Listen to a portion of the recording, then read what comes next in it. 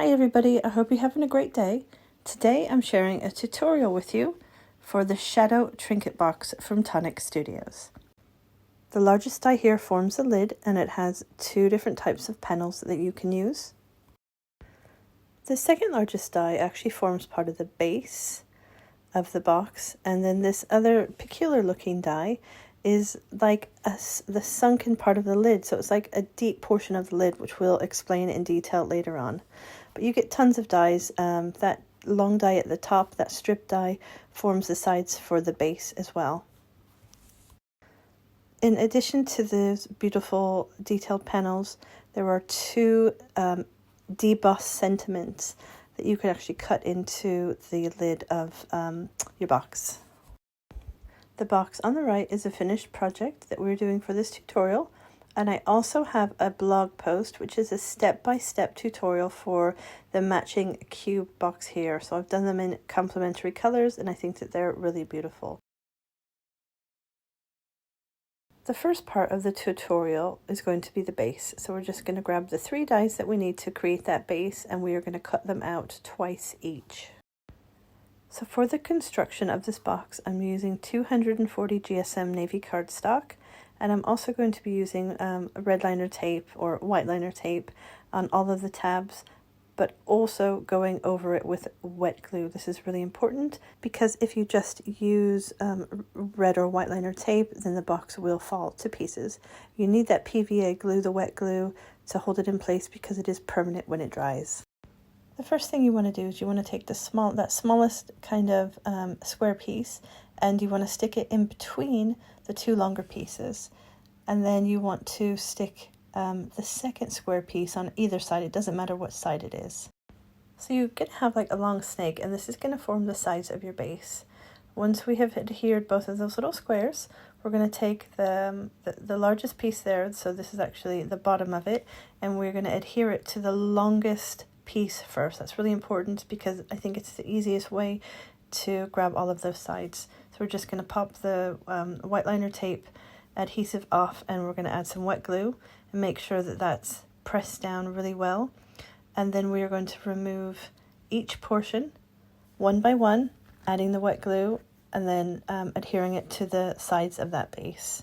This is only going to take a couple of minutes, and then you'll have the bottom portion of this box put together in no time at all.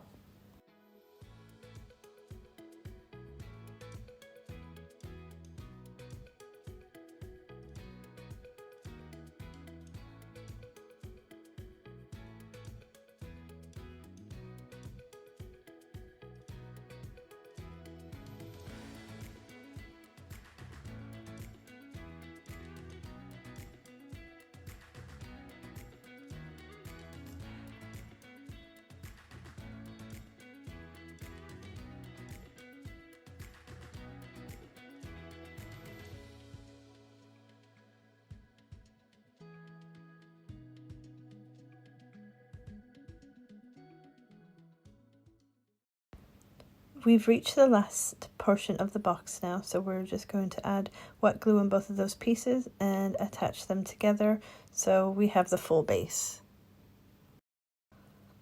You want to make sure that the box is sturdy enough, so I've gone ahead and cut out another base to just go over the top of that, and that is just in case there's any workings, so you have a smooth bottom and you have a smooth top as well.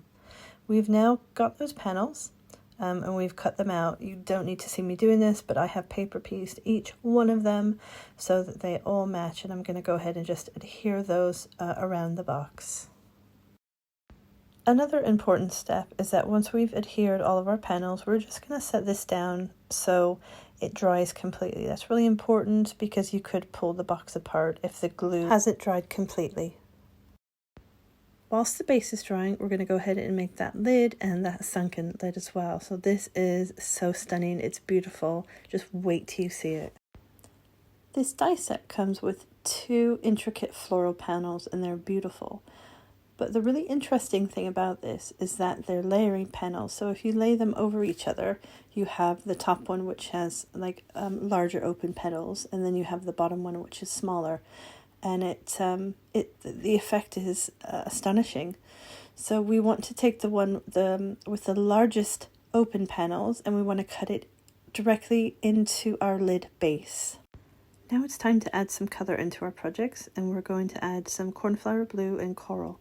So we're cutting that second panel into the coral die cut, and that's just going to lay over that Cornflower blue for some wonderful contrasting colors.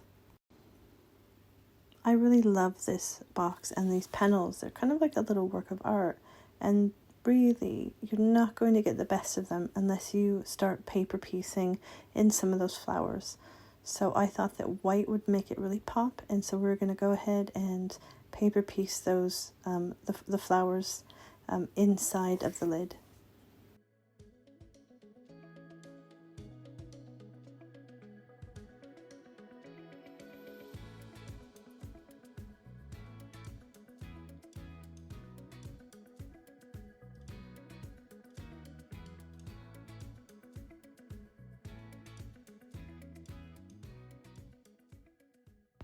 The easiest thing for me when die cutting a lot of small pieces is that I will go ahead and use my pokey tool to cut out the ones that I don't need, and then I will lay that die over the die cut piece where I've already put some adhesive down, and then I'll just poke them straight into place. I might need to adjust one or two, but I find that this is really quick and easy. Adding a little bit of paper piecing really elevates your project, and I think it just brings out those patterns and the details to the next level. What we want to do now is we want to fold all of our tabs. So we're folding them up first, and then we're going to just fold them back on themselves.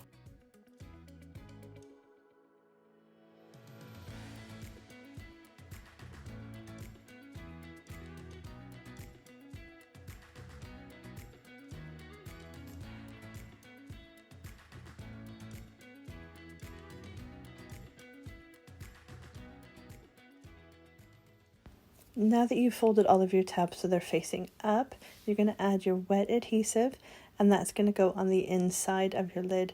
This is a crucial point because you want to make sure that the patterns match up.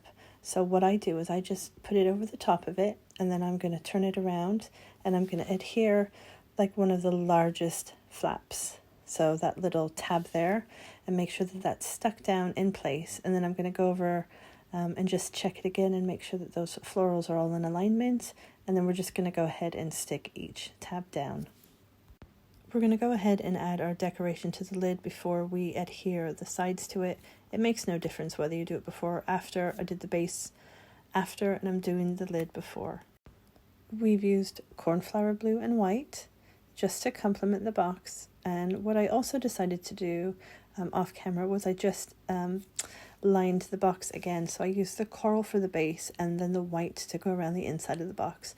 I thought that it just brightened it up a little bit, and it would be a pop of color when someone opened it. What we want to do now is there's two portions to this, and I'm just gluing down the very small little side pieces first, and I'm adhering those bit by bit. And once I've done those, there's a little flap at the next level, so the bottom, and I'm folding all of those over on the inside. I'm just putting a little bit of glue on them, and then I'm just pinching them with my finger until they come together. It's super quick and super easy.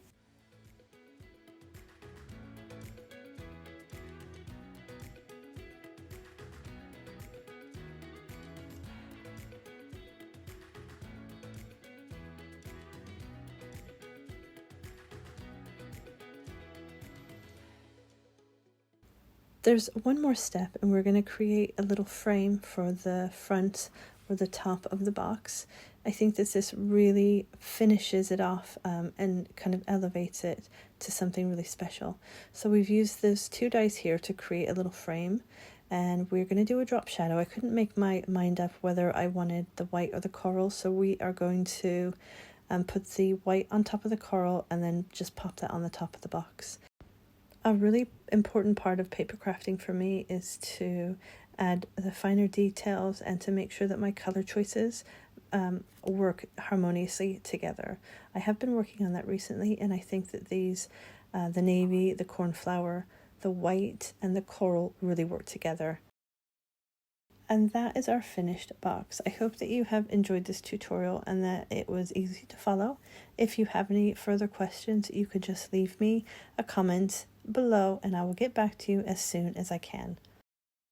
In addition to this tutorial, I also have a shadow bow box over on my blog. I will link that below in the description if you want to pop over and have a look, but I will add some photos here at the end of this video. Thanks ever so much for joining me today. I had a great time with this set. Take care and happy crafting.